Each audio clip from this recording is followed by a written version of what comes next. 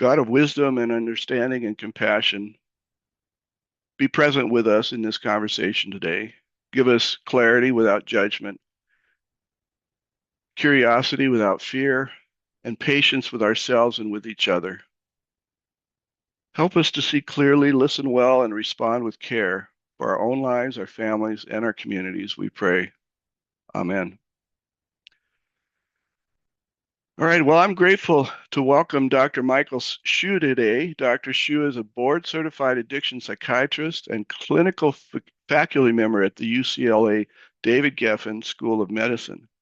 His work focuses on substance use disorders and behavioral addictions, including internet gaming-related concerns, and on applying real-world evidence-based care. He's published in journals like JAMA, teaches on digital behavior, and remains deeply engaged in clinical care, research, and education. He also serves as a scientific advisor to Healthy Gamer, a mental health coaching and education platform reaching many people grappling with these questions. And so he's here today to help us think more clearly about the role gaming and technology play across our lifespan, the benefits, the challenges, and the subtle ways habits can shift from healthy to heavy without even our noticing. And so I want to thank you, Dr. Hsu, for being here today and for making this space for us, and for all of you for showing up in the middle of your week. Take a moment now to use your react button in the bottom of the screen with the little heart button there, and hit a heart or a clapping hand, and welcome Dr. Hsu for us here today. Thank you very much, Pastor. Really, I'm honored to be here and speak with you all. And my heart, as Pastor had mentioned, the opportunity to be able to teach on this topic in Los Angeles to many students and academics, audiences. But I was very excited to be here speaking to a faith audience, which to me, I'm sure that is a very deep part of our lives, and my heart and soul as a follower of Christ, and have personal experiences with in Los Angeles, grappling with this topic and what it looks like. And so I'm very excited to be here in this world topic where technology exists. So I'm sure that I've touched all of our lives. Happy to jump in. I have a few slides that I'm going to share, and I have personal experiences with people to grappling with questions in the chat or raise your hands at any point live faithfully during the presentation. I do definitely want it to be sort of more of a Q&A to jump in. I have a few slides discussion that I'm going to share and discussion. I welcome so if at any point to put questions in the chat or raise your hands at any point during the presentation. I do definitely want it to be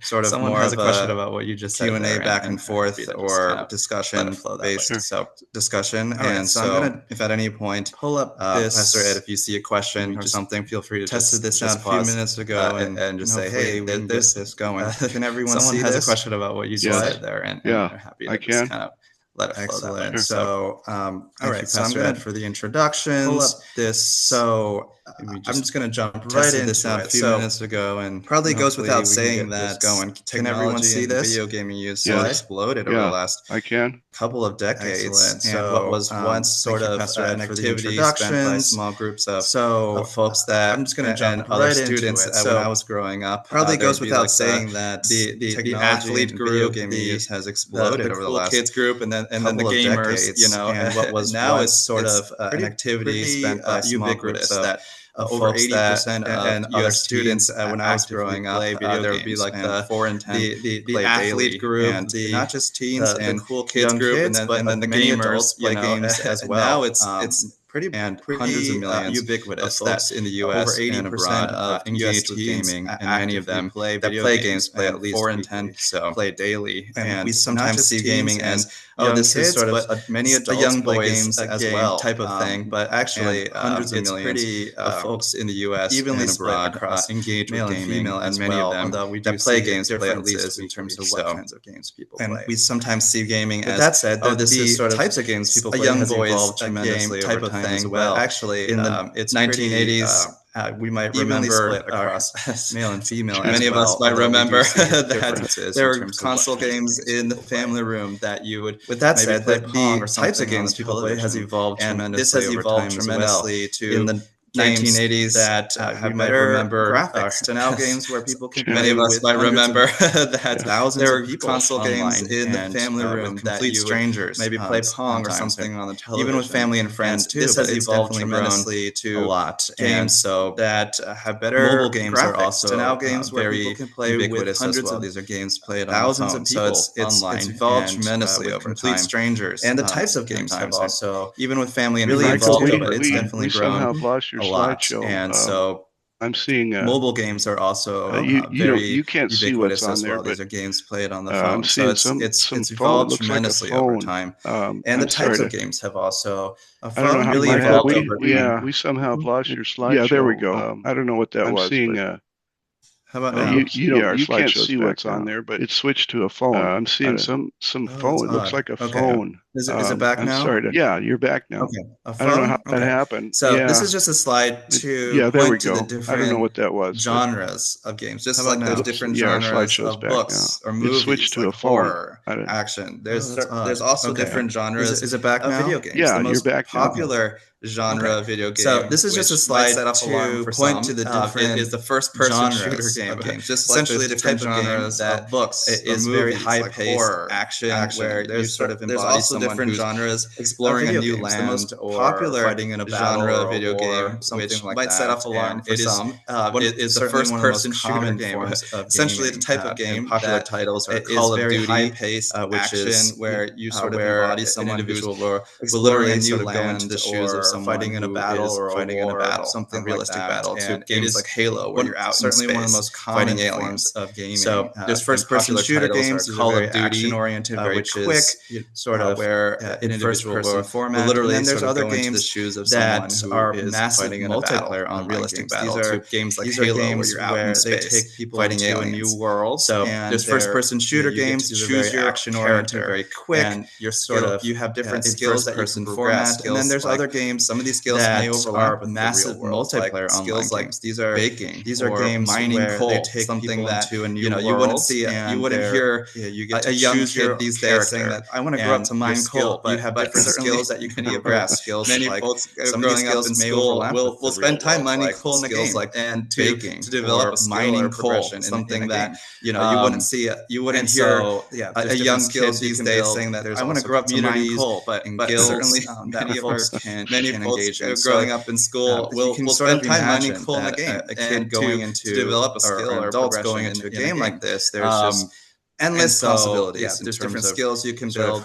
There's also communities you and guilds in this game and what folks can engage in. So activities you do, and you can sort of imagine there's this a kid going into building or an adult going into a game like this. There's just endless possibilities. And then there's also games like simulation or sandbox games. So these are in this game. I would kind of sort of liken this to building Lego and sort of there's this aspect of building online with other skills, other people, and then there's also games like simulation, prioritize freedom, so creativity, and they're not linear. Meaning it's likened this to you through building like a story from A to Z, like in Star Wars or something like that, online with other other people, and you progress in the story. But it's more like games. Hey, here are some building blocks, creativity, and they're not together. They're not linear. Meaning it's not taking you through a story from A to Z. Some of these are catered like in Star Wars or something like that, have more ability to and you progress in the story, but it's more like, hey, here are some building blocks to, and let's build a city together. Let's build there's others that are sort of broader. And there's a lot of different ways that younger crowds and have more ability to. And there's adjust. Before we go as the settings of who you can speak to, and I think even the word gaming, there's others. I'm sure sort of elicits emotions. And there's a lot of different ways that people engage in these kinds here and people all across the world. And there's, I think before we go, even though there's Pastor Ed mentioned, I think discussion. I think even the word gaming, I'm sure, sort of elicits emotions. I think that maybe many stories for people, have engaged or thought about gaming, or maybe have ideas of what gaming. I think, even though there's this, I just want to kind of mention both the benefits and the risks from gaming truly addictive in the psychological perspective, and then many folks sort of dive into have engaged or thought about gaming, or maybe starting with the benefits. So a vast majority of people who play, I just want to kind of develop a clinical both the benefits and the risks.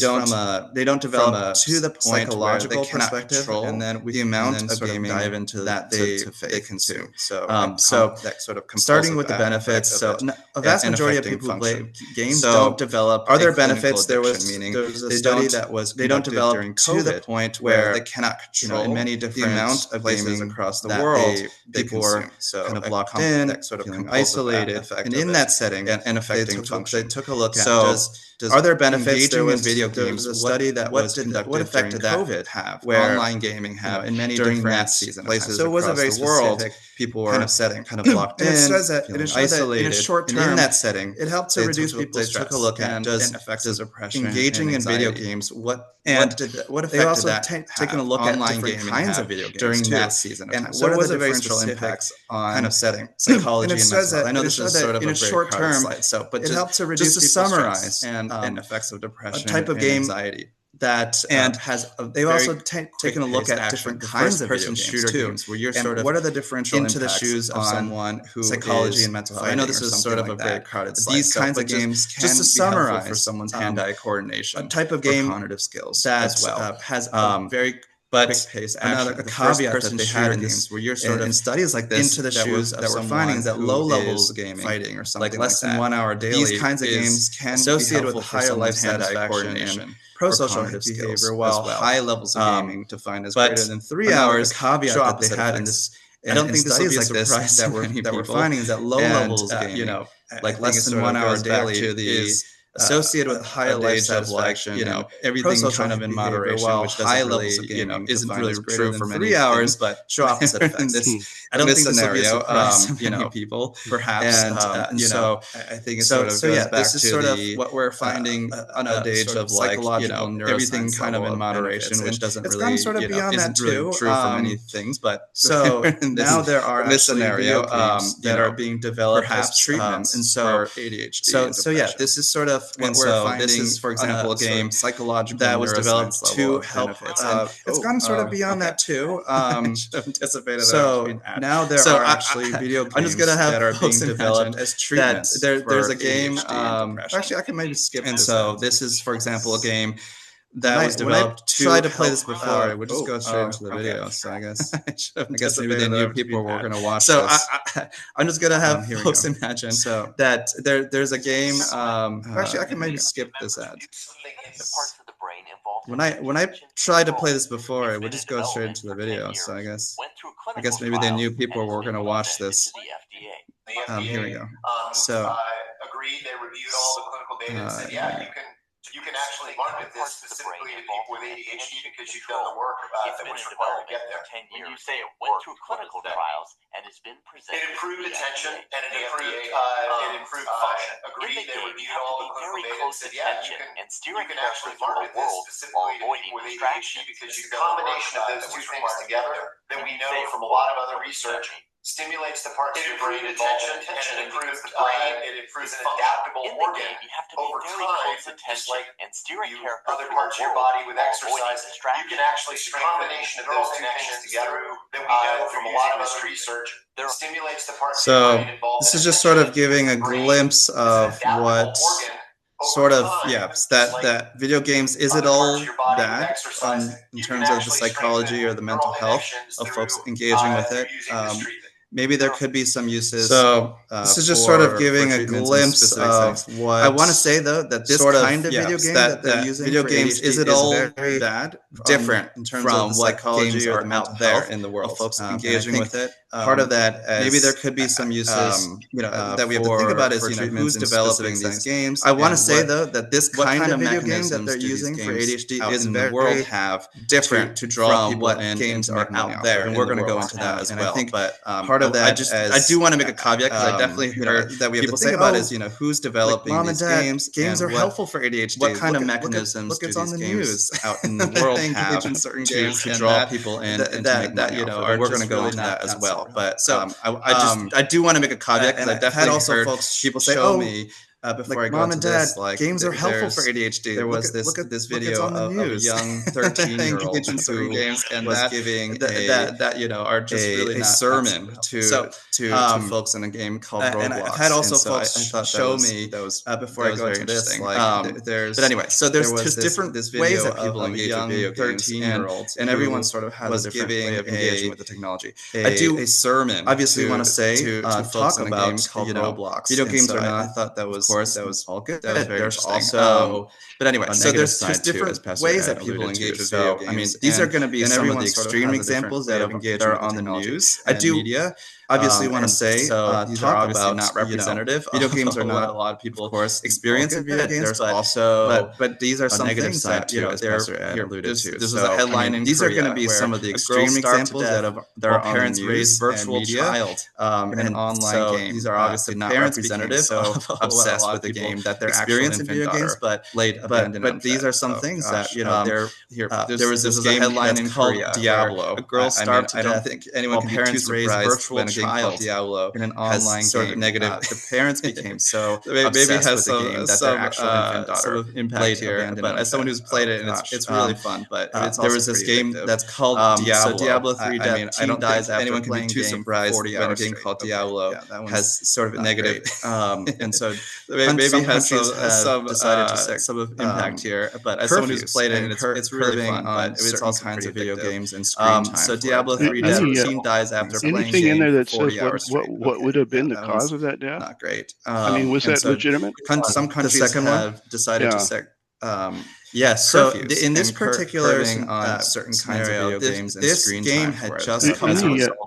Anything in there that says what would have been the cause of that death? Where I mean, was that legitimate? People knew if you were the number one player in this game, the person who had the highest level. In this particular scenario, this particular game had just come out, set out, and there was a mechanism be the top player in this game, and people knew if you were the number one player in this game, the person who across the world who are also set out. So this particular gamer, oftentimes what we see set out in the first few days essentially you be the top multiplayer in this game coming out. Of course, you're faced against just millions of people across the world who are also to the point where to reach the highest individuals will not eat. So oftentimes what we see these in the first few days ingest water will just multiplayer online literally game coming out focus their entire mind and body just being on that game really and getting excited about it to the point where in this particular case this will not eat did just that will not sleep I believe it was a cardiac related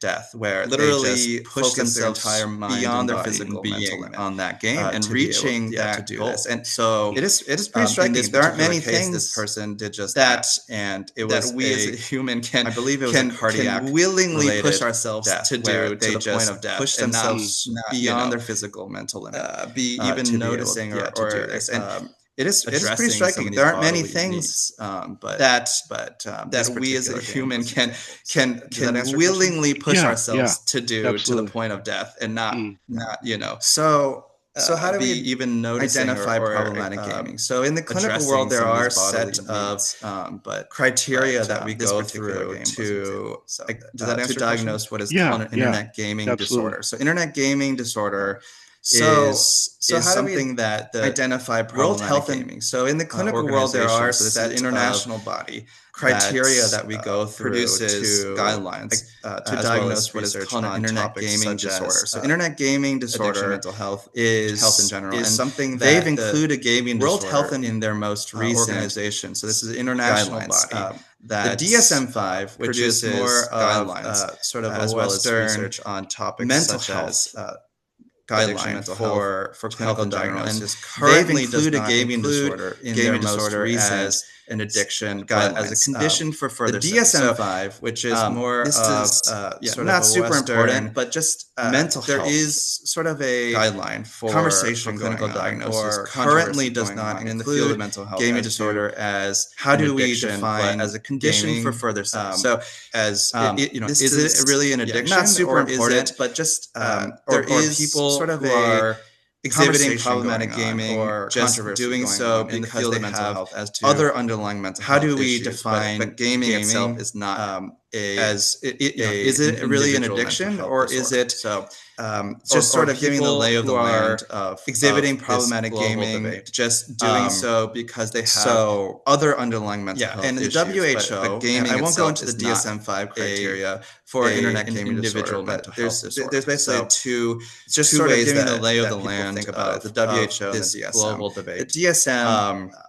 So the WHO would define problematic gaming I won't go into the DSM-5 impaired control over for internet gaming disorder, but increasing priority given over other activities. Two ways that people think about it. The WHO over other interests and daily activities. The DSM in continuation or escalation. The WHO would define problematic gaming consequences. So as an impaired control over gaming, you're talking to increasing priority given over other activities. You wonder if this is something going on. I mean, it's a great question. Interest in daily activities impacted other aspects. Continuation or escalation of gaming, despite the occurrence of negative consequences. So, and if you have someone that you're talking to, more than do you ever game more than you wonder if this is something going on? Those kinds of questions, sort of questions, how has this impacted other aspects of your life? Is it problematic? And this is similar across a lot of social life, your faith. So it's probably not coming to this right. Do you the prevalence rates of internet gaming, do you ever game more than you intend to? Sort of those diagnostic sort of questions would sort of get at enough criteria to reach and this that. Is similar. It's not tremendously high.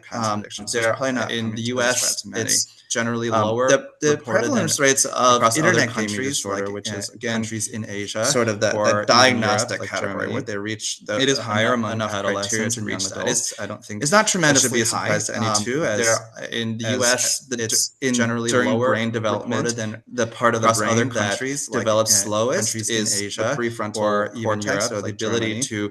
It is higher to set a break on things. I don't think that should be a surprise to any two. Thinking about as exposure during brain development, or the part of the brain that develops slowest is the prefrontal cortex, or the ability to during that time of brain to set a break on things. That's not a surprise.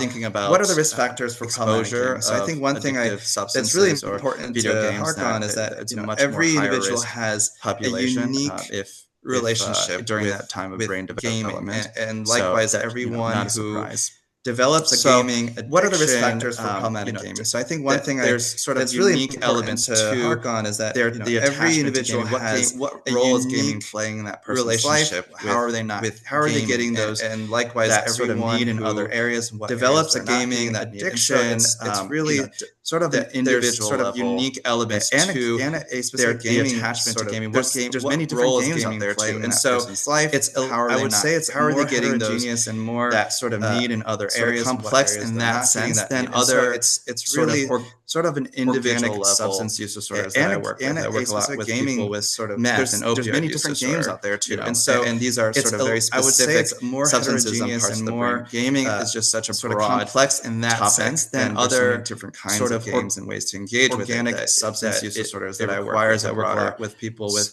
meth and opioid use disorder, if that makes sense. But there are kinds of very specific substances and parts of the brain. Gaming is just such a broad MMORPG topic. These are the massive multiplayer online role ways to engage with it that you are again going into.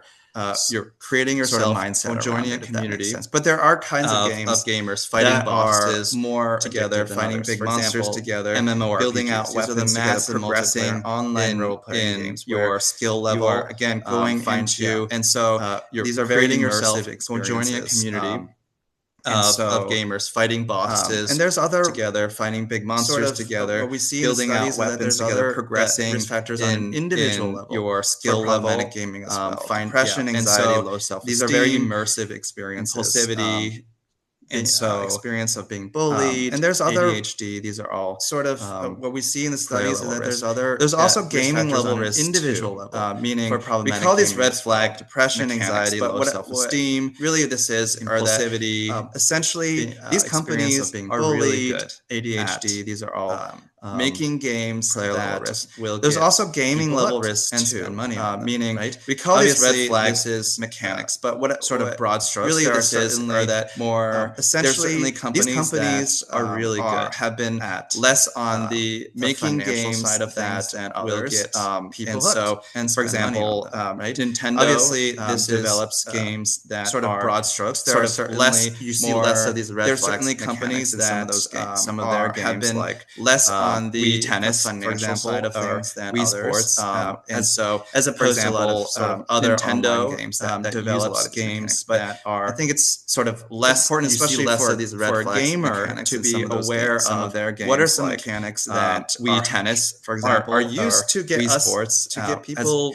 as opposed to a lot of sort of other online games that use there's mechanics that games have where you need to always especially for a gamer. There's mechanics where you what are some you might be attacked at any point during the day are used to get us have to log in. You have to check in on the game at night, addicted to in the middle of the night, and so in the evening to make sure you're not games have where you need to always be online. So you need to there's mechanics where certain events you might be attacked at any social obligation online. This is a red flag. You have to log in. Another red flag mechanic game at night or like ranked ladders or in the evening to make sure you're not attacked or you're part of a guild, right? And so you need to for someone who do certain events maybe has a propensity to social obligation online. This is a red flag mechanic. Or another red flag mechanic is that feels like ranked ladders to sort of I talked about develop a Diablo player stronger who sense of accomplishment in gaming. Ranked ladders for someone who maybe has a propensity sort of something that is highly motivating, to feel wanting to get to that next level.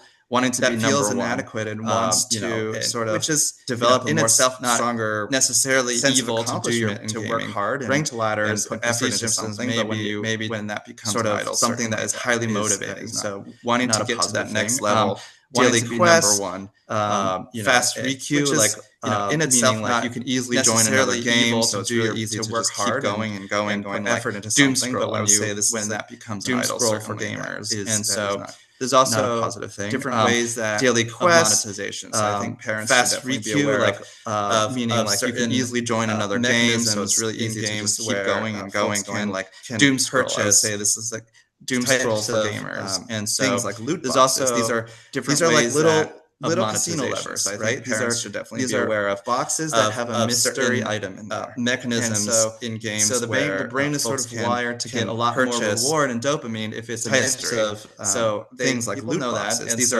These are like little casino levers, right? These are be a cosmetic that have a mystery item. Their chances of winning in the battle. The brain is sort of wired to get limited time reward and exclusivity, right? Mystery. You have 3 days to buy this item. People know that. Battle passes. These are like Netflix subscriptions, but for gaming, mysterious item where if you pay a monthly fee, you can have these advantages of winning in the battle. Sort of red flags, mechanics, limited time offers, the exclusivity, right? Tell people 3 days to buy this item. Aware of battle passes. These are like Netflix subscriptions. Doesn't necessarily mean that you should just never touch a game monthly fee. You has any of these have these advantages in the game. So these are just to be aware of. These are the ways that I often tell people are going to be open doors for aware of as this doesn't necessarily mean that you should just never touch a game. Again, there's also a lot of fuzziness, but with gambling, just to be aware of gaming. These are the ways that kind of goes that again back to open doors. Even the definition of gaming, right? Internet problematic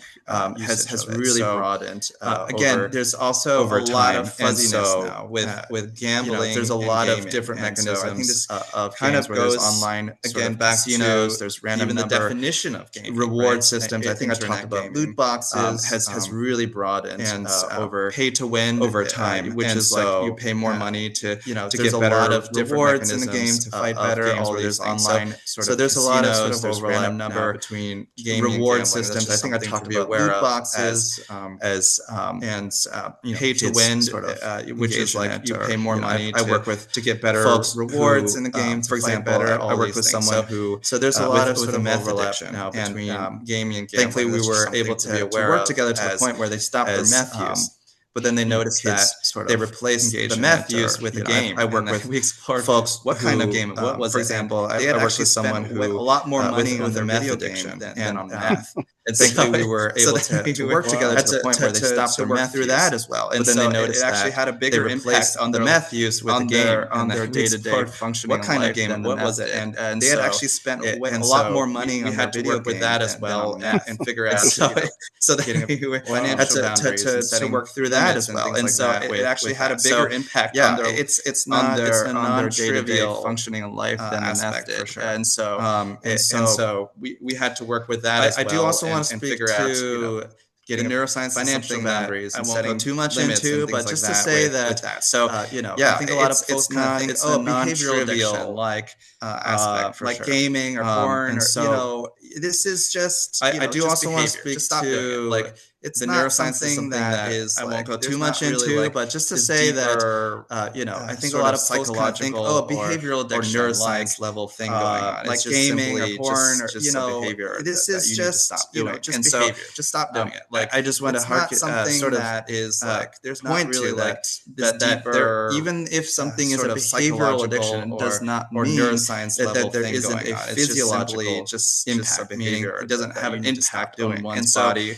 Or the rewiring. I just want to harken sort of an example for that. Point to of that is something that is even if something is a behavioral addiction, individuals who play World that there isn't a physiological, a massive multiplayer online doesn't have an impact on one's body, or the rewiring of a lot of people. An example people who spent over 30 hours is this which study is I would say did on individuals who play World of Warcraft compared to those who played a massive multiplayer online game. It showed that there were significant changes. They looked at people who spent parts of the brain 30 hours reacted to rewards, which is similar to what we would see in average in other kinds of substances compared to those who played less than 2 hours a week. And this is the region of the brain that showed that there were significant changes in how different reward activation parts of the brain. There was also a study looking similar at a motorbike riding computer game in other kinds of substances. This particular game released the amount of dopamine. The region of the brain in playing this game was comparable during amphetamine and other reward and other kinds of drugs. So there was also a study looking at a motorbike riding computer game. There was also sort of this particular we had to take release the amount of dopamine and was released. Sort of the reason I bring this up is comparable, to amphetamine and other truly have an addiction to these games. So yes, it's a behavior. Look at it from a holistic perspective. There is also sort of not only let's stop the game, but also sort of as a whole picture. Pray over. And sort of the reason I bring this up is that about therapy. Let's talk about who do we truly have an addiction to these games. I think we have to see it. Look at it from a holistic perspective. So that's that. So I talked about how not only everyone has sort of a unique relationship with video games, and so or maybe this is kind of therapy. Let's talk about this is I wouldn't say this is necessarily are there covering all of the sort of aspects of ways people engage in video games. So that's that. These are some of the common I talked about things that people bring up. Everyone has sort of a unique relationship with video games, and so this is kind of people oftentimes bring up. I wouldn't say this is people necessarily covering really all of the and understood that they're people that they've met on these games that they're able to. These are some of the common in ways that people bring up in real life. They haven't been able to find that in that with for example, people oftentimes bring someone that like people had they really chronic pain and understood that they're people that they've met on these games that they're able to find a community of people in ways who are also in real frequently hospitalized for pain issues, and they played a game together. For example, like I'm hospitalized with someone, so I need to come off the game for chronic pain, and I'll see you guys in a week, and they frequently for that they were able to find a community of people who are also frequently hospitalized for pain issues, and they played a game together. They'll be like, "Oh, I'm hospitalized now, and so I need to come along with others like me for a week, feel supported. And I'll see you guys in a week, or help together." These are kind of similar concepts, but slightly different. So that's an extreme example, but on a more superficial level, in a sense of support, meaning like games, and so people who belong with others like me, supporting, feel supported, from loneliness and trauma, or help together. These are kind of similar concepts, sort of slightly different. That need, in the sense of in some pro-social ways, it could be just connecting with someone, support, meaning like sharing about grief. In some less pro-social ways, supporting through times of grief, someone can turn to gaming to escape from these games. Can sort of meet that need.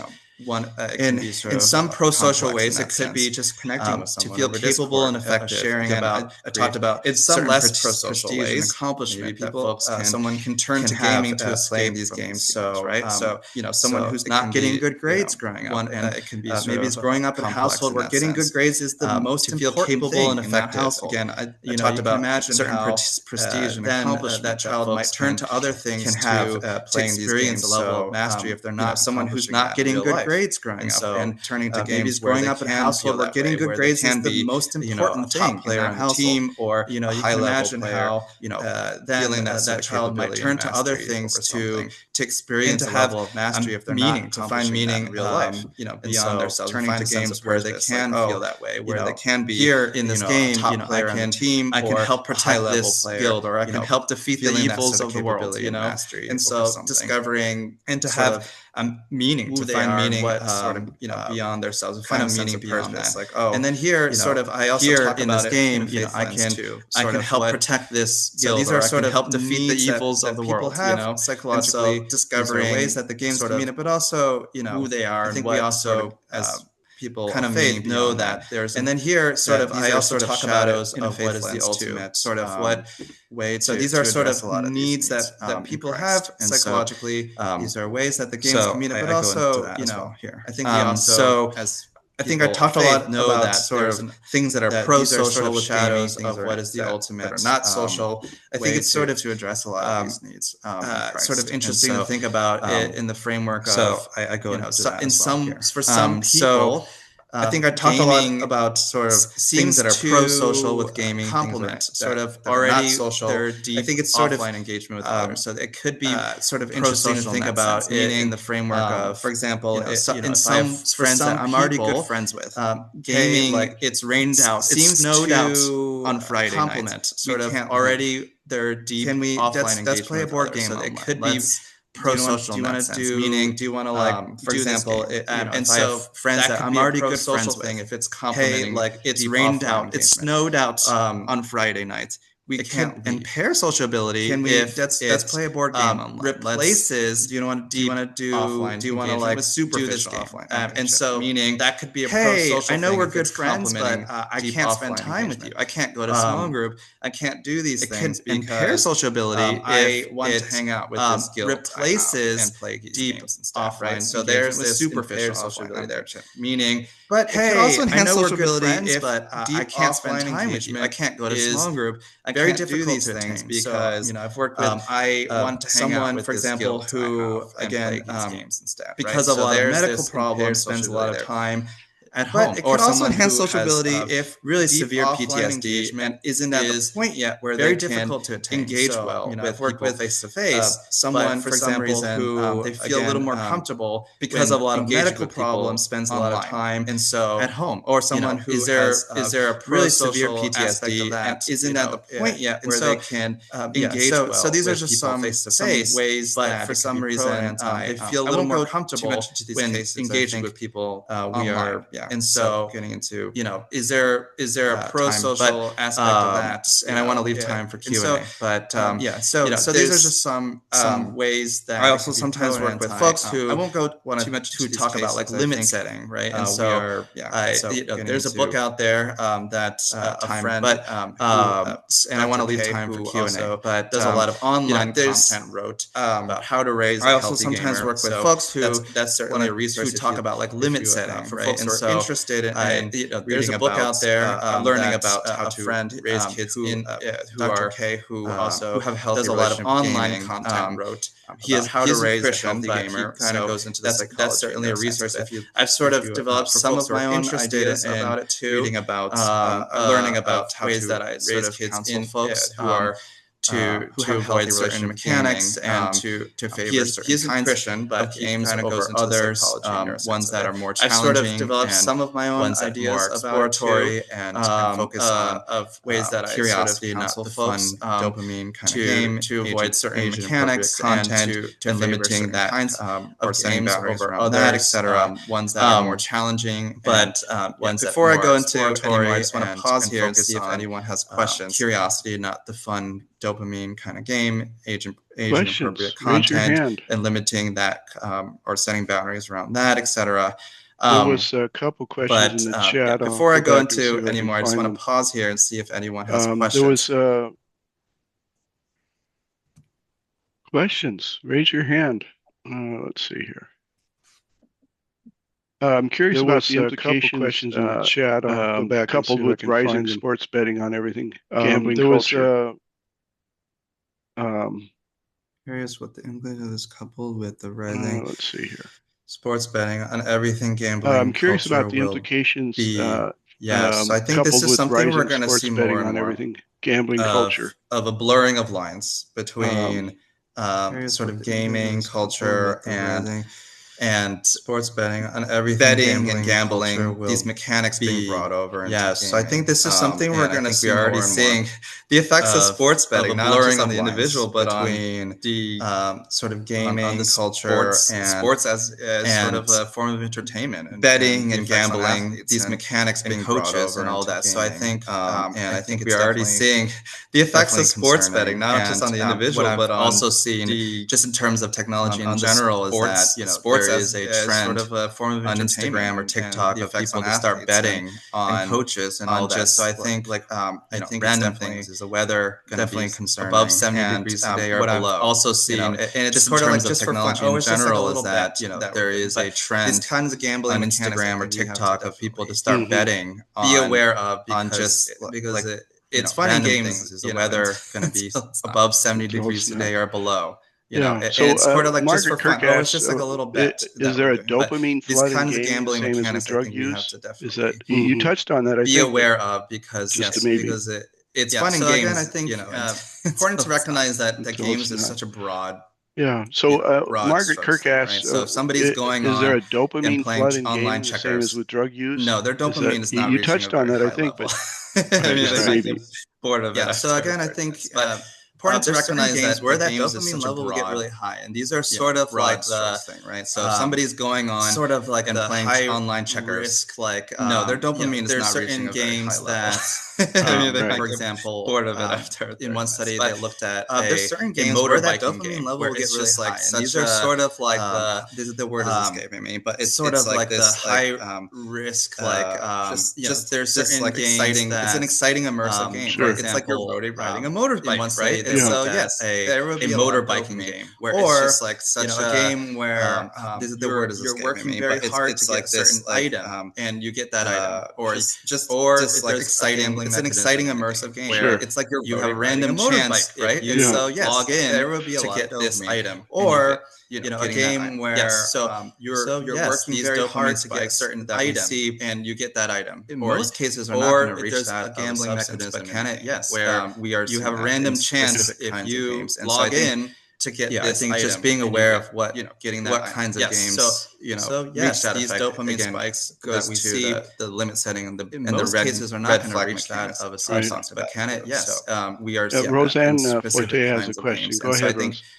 I think just being aware of what kinds of games reach that effect again goes to the limit setting and the red flag mechanism. The transfer and the similarities between Roseanne substances Forte has a question. Go ahead, and certain behavioral things, and gaming is one of them. I just study this for substances, though there really has to be abstinence. Even from personal experience, have you seen the transfer situation and similarities between substances? I believe. And the gaming behavioral things should be a broad spectrum, just like AUD is a broad spectrum. For like you can have a problem at 1 or 2 drinks a day, and it just it goes down the spectrum. And I think that's situations where have you seen any success in the gaming thing? It should be a broad spectrum, just like AUD is a broad spectrum. Like you can have a problem at 1 or 2 drinks a day, and it just that it goes down the spectrum. There has to be a true abstinence.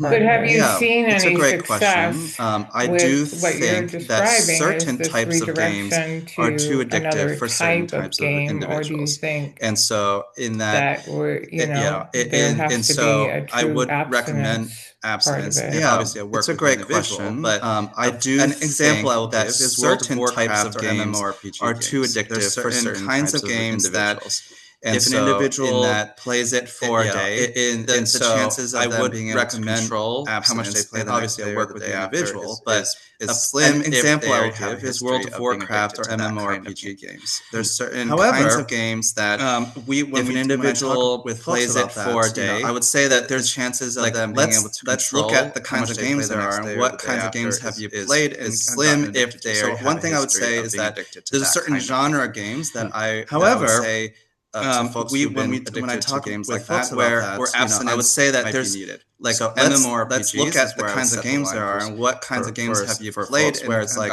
if there's a game, one thing I would say is that there's a certain genre of games that I would say, and there is an aspect of that where abstinence and might be needed. Sort of an immersive MMORPGs. We say no to that. However, if it's like friends want to play, there's a game Settlers of Catan, which is like a board game people online, or if there is want to an aspect of character development, play some other game sort of immersive setting doesn't have those mechanisms, we say no to that. Yeah, let's see how it goes. However, if friends want to play Settlers of Catan, which is like a board game, and this is why I say it's different from alcohol, or if opioids want to because a certain kind of game like game MMORPG doesn't have those mechanisms, a certain kind of let's see how it goes. And oftentimes people can control drink, and do you can play totally fine with it. Can you play an MMORPG game? And this is why I say it's different from like an hour to a week and opioids because a certain kind of game like MMORPG, but can they do other things? Certain kind of trigger. So that's why I say it is a little different. You can play. Can you play an MMORPG? Another thing I would say oftentimes like an hour to a week. You might not find other games. I just haven't seen it. I haven't worked with people who can do that. But can certain kinds of games do other things? They think it's the most fun. And so that's why I say it is a little different in that sense. Kick out of it, right?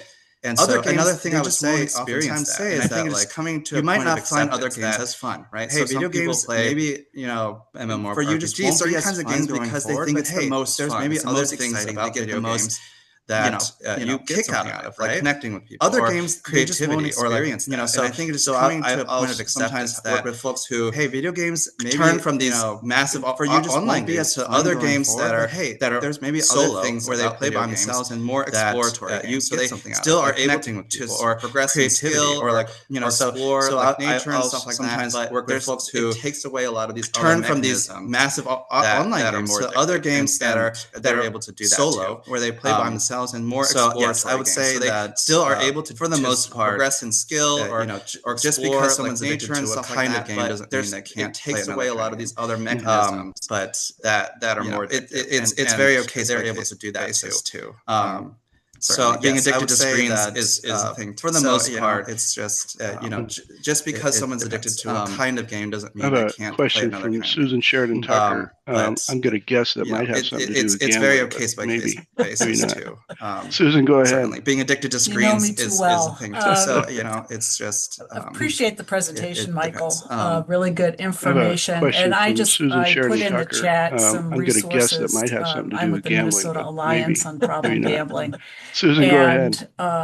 So we see a lot of blurring. Appreciate the presentation, Michael. Gaming, really good information. And we want parents and grandparents resources to know. I'm with the Minnesota Alliance on Problem Gambling, right? So and really having those conversations. So we see a lot of your kids about why they enjoy the game, what are they getting out of it, who are they playing with. We want parents and grandparents those kinds of questions. You want to engage them. It's a slippery slope. Really understand, really having those conversations with perhaps they're being your kids about school and why they enjoy the game. What are they getting out of it? Who are they playing like with? Anything, right? It's those kinds of questions. You want to engage them, keeping that engagement. Really understand what the motivations are. Wanted to perhaps provide these resources to you. There is a local mechanism group.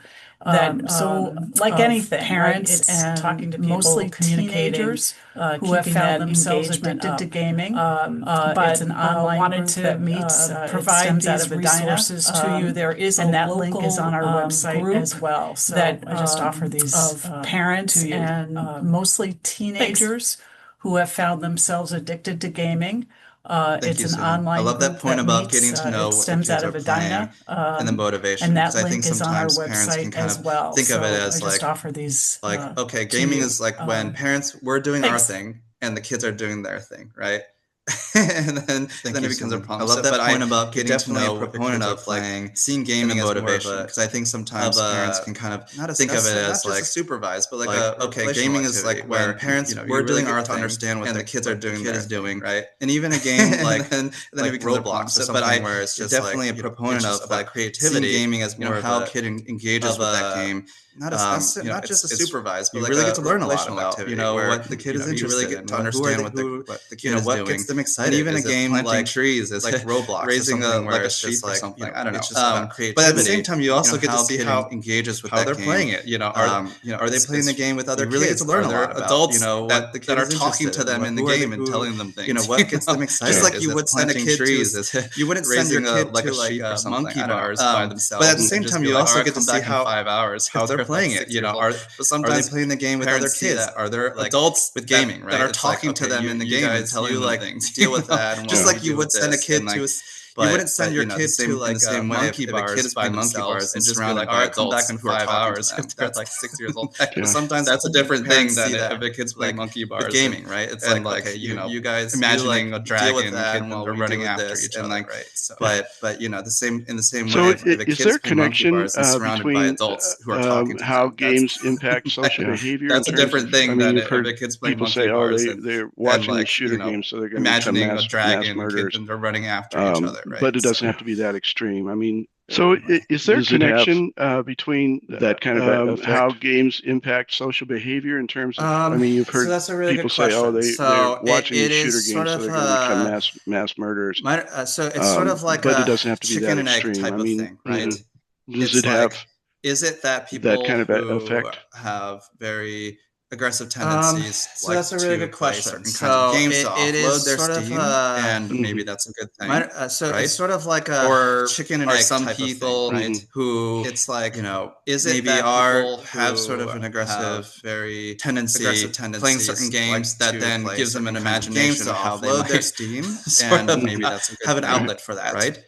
Or it's some people challenging question who maybe have sort of an aggressive tendency. It's playing certain games that then gives them an imagination of how they might like definitively like have an outlet for overall that. The existence of Call of Duty is causing more mass shooting or something like that. But that's sort of it's really it's tough to say, but I don't think we can say like definitively like overall like. So we haven't Call of Duty touched is on causing more mass shooting. If we just talk about gaming, it's easy to separate ourselves from this this problem, this issue. But there's an attachment with phones today that are concerning. Is that an area that you have some? So we haven't done some work on it, and it's if we just talk about gaming, it's easy to separate ourselves from this. It's definitely this problem, come this up issue, a lot. There's an attachment with phones today that are concerning. Is that an area that you have sort of just specifically phone usage in general? But there are apps out there. It's definitely that come up a lot. I think one is called like one second app that I found do work where. Sort of for certain types of apps, specifically phone usage in general. It asks you, do you really want to use this app, or do you really want to continue there are apps out there. There's other apps that sort of limit. One is called like the 1 second app that I've found some people have found useful, where of the phone for certain types of apps, there's something called a brick that I've had. It asks you, do you really want to use this app, or do you really want to log to even use their phone or to connect to the internet on the phone? They have to check in with like a physical brick, and they will leave that brick somewhere of the phone, like in their car. There's something called a brick like that I've had folks work with, where thereby to log to even use their phone or to connect to the internet on the phone, they have to check in with like a physical brick, and they will leave that brick somewhere. I mean, like in their car, and they do something like that. Is something where that's what I was going to say. I mean, I'd heard about that. Thereby, there's an extra step. Essentially, didn't really understand it, but and then I started looking at Reels on Facebook. And if I'm tired and I'm worn out, I mean, it's really hard. I know that is something. That's what I was going to say. I mean, I'd heard about doom videos are very engaging. And really understand it, so it's easy. And then I started looking at Reels. And then on Facebook, I did read. And if I'm tired and I'm worn out, it's really hard. It's really easy. There's something about the dopamine hit when it comes to getting likes on on your videos phone are very or engaging. something you've posted, And that there's so an it's actual easy to dopamine hit do that. And then comes from that. And I did read the thing I read said there's actually a bigger dopamine hit when you don't get what something you're looking about for. the dopamine hit when it comes So to if you're getting looking, likes you're on- hoping for likes, you on your check your phone phone at 2 in the or, morning, to see if something you've anybody hit posted, on it, and that and there's it's an not actual there, dopamine you hit get that as comes from bigger, that. bigger And dopamine and hit. this, I don't know. the thing if I read that's an said area there's you deal actually a with, but bigger Yes. dopamine Yeah. hit when you So don't what I would get say, what you're looking comment for. on that is that I don't. So if you're looking, I you're think- hoping for I think likes, the you check dopamine your phone hit at 2 in the is a morning to see if mechanism, anybody but hit I on also it. think that And it's not there. there You is get an underlying as bigger, psychological dopamine hit. component I and don't know spiritual component if that's to, an area to you it too, deal where with, but if you so what I would say, wake up each morning, check your likes. I think the dopamine hit is, you do that over and over and over. But I also think there's something about that, and I see this an underlying psychological in people I work with and myself too, where it starts seeping not just into the superficial dopamine reward system, wake up each morning, seeping into the level your likes, belief, get a dopamine too, and you do that over and over and over again.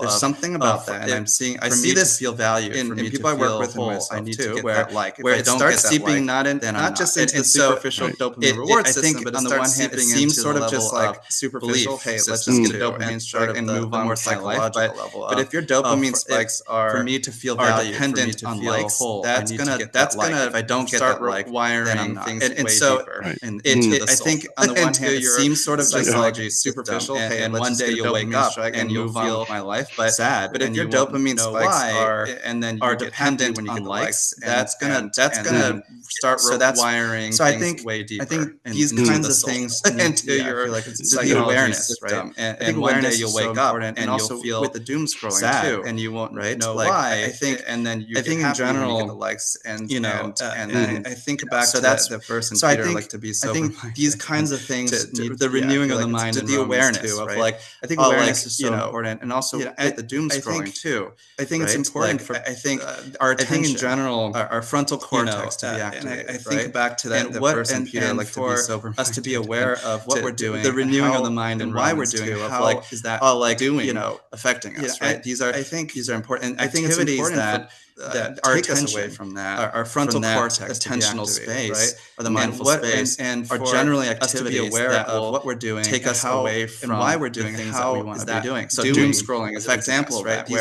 These are important activities. It's one thing to check the first 2 videos from that your friend's birthday party, attentional space. The 20th and 30th video, it generally it doesn't even register. That will take us away. It's just the things that we want to be doing. It's no longer doom scrolling as an example of that, where space. It's now living somewhere else. It's one thing to check the first 2 videos of your friend's birthday party, where it's becoming the 20th and 30th video. It doesn't even register from reality, right? It's just going into that space. It's no longer in, and that makes it more and more likely. Space. It's now in living activities you later do in that now living in this or your life space of your mind. It's harder to attend to it, right? It's becoming sort of from prayer to working to and that's why we're seeing more of a link with ADHD, and that makes it more and more likely technology use, right? In the activities you later do. So I think or your life, it's all sort of harder to attend to it, right? In that sense. So from prayer to working, we're and that's why we're seeing more of a link with ADHD and thank you to you right? for all of this. And so I think there's a lot more it's all sort of interwoven could be asked in that sense. But there's a react button at the bottom of your page. We're at the hour. Send a reaction to say we're out of thank time, you to so I want Michael to make sure for we his get a chance to say thank you Dr. Shu here for all of this time, giving his time. There's a lot more questions. He also does could be asked with, but with there's a THC, a react button, and we're hoping to bring him back if you to want talk to send about some of the issues around THC, which is becoming pretty Dr. prevalent Shu these here for days. his time, giving his time. If you need to go, please go. He also does one follow-up question with that I'm wondering about with THC. And we're hoping to bring him back to talk about like some with of addiction, the issues around in my THC, case, which is becoming pretty prevalent these days. Lived experience I have, and if you need to go, please go. I just have one. But I have learned that through my recovery process and what I was using my drugs for was to like deal with with addiction, the emotions of trauma in my case, and childhood pain. And so I'm just wondering lived if that's experience I have a long-term recovery. It's But I something have learned that can help through my recovery process that in unhealthy what ways I was using my drugs unresolved to deal with the emotions of trauma and childhood pain. And yes, so I'm just absolutely. wondering if And I that's, and I'm going to guess kind of it's, go back it's to sort of that something that slide games can help of like what are sort in of the healthy needs we ways to have deal with as humans, to unresolved connect, to issues that belong, to people are feel carrying safe, around. and to have a sense of purpose and Yes, mastery. These are all sort absolutely. of And I things kind of that sort of sort of kind of go back to sort of that slide that we're all created of like to what to are have a sort of the calling and needs to we to have walk into that, right? as And humans, to and connect, when there's to experiences belong, that to feel take safe, these and things to away, to have a sense of or purpose and mastery. These are all sort of things that you know sort of remove sort these of or that view, don't fulfill we're these all things. For created example, to have a calling and to walk into that, right? Neglected And when there's experiences sort of that take these things their, away, at school or or bullied and told that they're worthless, remove and, these, or that don't fulfill these certainly things. they're For example, able to neglected, find some of a child who's some just of these neglected, or ways to being meet these needs sort of shamed in gaming, in and their so at school or bullied escape their and fears. told that they're Yeah, absolutely. worthless. And I work a lot with war veterans at the VA. yeah, and certainly so they're there's able a lot to of find a some lot of of folks who some turn of these who find in ways to gaming meet these needs in gaming, and outlets and so, for a lot of To things. escape their fears. One of those and things. I work a lot is with war community, veterans and at so, the VA, and so there's a lot of being a lot out of folks and who loud turn sounds, who being find around in people gaming who an outlet say certain for things that are for a lot of things. Triggering. It's triggering. Social one of those anxiety. things All these is community. play a role, but games are being out and loud sounds, being around people who say certain things that are always like sort of triggering, navigation of triggering, social anxiety. All these pros and cons and play a role, sort of of games are a space. I mean, where is they're it able possible to make find the a community. association And that if so, somebody's yeah. dealing with And is it's way too into gaming, it's always that like they're sort of avoiding a navigation of like something what else that the they're not pros dealing and with? cons and sort of like Like you just- absolutely. And so Yeah, I mean, is it possible I to think make the that's, association that if somebody's oftentimes when I dealing have with folks is way talk too into about gaming, and that then they're avoiding how is it affecting your soul? something else right? that they're not dealing 9 with? times out of 10, Like you just that said. conversation will end with, okay, and I'll so, probably cut down a little bit. I think Yeah, that right. often It's usually not like, I maybe I control need to it. play more gaming. about gaming I need to and play then more. how is it affecting your soul? Yeah. Right. And of course, I'm 9 having times these out of 10, conversations more with people that play. that conversation will end with, okay, I'll probably cut down a little. And I'm not necessarily talking with. It's usually not like, I can maybe I need to control play more gaming. Yeah, I was playing. play I was playing more. Call of Duty with my son, and of Call course, of I'm Duty having is these a World War conversations II more with game where you people get to that be play either a an lot of American games. soldier or a German soldier, But, and scenarios where and I'm not get necessarily into combat. talking with folks who And we just, were American don't soldiers, play that and much. So- yeah, I was playing Call of Duty. My with son shot one of our own soldiers. And, Call of And Duty is a didn't World even War think II twice game where about you it. get And to to me, be that was either just an a American huge line. It's soldier like, or a how German could you soldier. do that? I was And so scenarios where you mortified that can't to get him into it was combat. like, it's just a game, Dad. And we were American Get over soldiers, it. and For me, it my was- son, there was a big moral My son issue shot there. one of our own You soldiers. can't kill your own people. And didn't even think Anyway. twice about it. And to me, that No, was just yeah, a huge line. It's it's- like, how could you do that? I was so mortified that. And to him, it was like, it's just a it's game. wild Dad. what Get the over it. games allow you to do. For me, it was, Yeah. there was a big you moral would issue never there. do in that real life. You can't kill your own people. And Anyway. no, yeah, it's it's funny, but also can be a little boring. Yeah. Yeah, it's I think wild that's why what games the like games Halo allow are, you to do. are Yeah. easier that that way you because would you're not never do killing in people, real you're life. killing aliens. You can and yeah, you can dehumanize them and it's funny, yeah, and, but also right. it can be feel better about can be. Yeah. Yes, I think that's why exactly. games like Halo are and- easier that way Yeah, because you're not and killing people. go you're into that killing too, but the aliens, whole which, effect you of can- gaming on empathy you can is dehumanize also in them, technology too. Like Uh, right, Is that a thing? Feel better about technology killing. and empathy. There's definitely Yes, that yes, sort of negative exactly. association, Oh. right? Where Has that you been won't see much studied? empathy if you're looking at YouTube and comments. go if into you're that looking too, at but the sure. whole high level gaming first and person empathy shooter is also in technology. Yeah. too. gaming Like, environments. you know, Is that a thing? technology. Does and that empathy, has there's that been definitely studied that sort of negative to association. see if there's Oh. impacts on? Where Has you that been won't see much studied? empathy Abilities if you're for looking at empathy? YouTube comments or if Yes, you're looking it at has been studied. high level I- first person shooter I'm gaming. I'm Yeah. not gaming Yeah, environments. I don't you know, remember and so- exactly. Does that I don't want has to that been misquote the studied studies, but to there's see if definitely there's been impacts studies on on capabilities for social empathy? media Yes, it has been studied. And empathy. There's definitely a relationship or an association. I don't remember exactly between people who I don't want to misquote engage more with social media. There's definitely been studies on less empathy on social media use. And I think that and empathy. There's definitely a relationship or an association between well, people what who about Zoom? I mean, engage more with social media. Is that being looked at in terms of what it's doing to us? Less empathy. Zoom is terrible. So I think that again comes as goodness. Zoom. Well, I know when COVID hit. Well, what about Zoom? I mean, is that it's really been is that being looked at in terms of what it's doing to us? It's also for me. I'm being an introvert. It works really well for me because. I can control my relationship. Well, I know when COVID hit, like I can't do what would we have done without Zoom? I mean, it's really been a savior. I will tend to be inclined toward using Zoom. For me, I'm being an introvert, so it works really well. I think there's a loss in that. I can control my interactions with other people. Better for me to have like I can't do others in person in a meeting. And so for the practice, I will tend to be inclined toward using Zoom rather than meeting individually. I'm definitely in agreement. And I think there's a loss special in that about because in-person for an introvert, it's better for me to have exposure to others than not. For the practice of being in human relationship.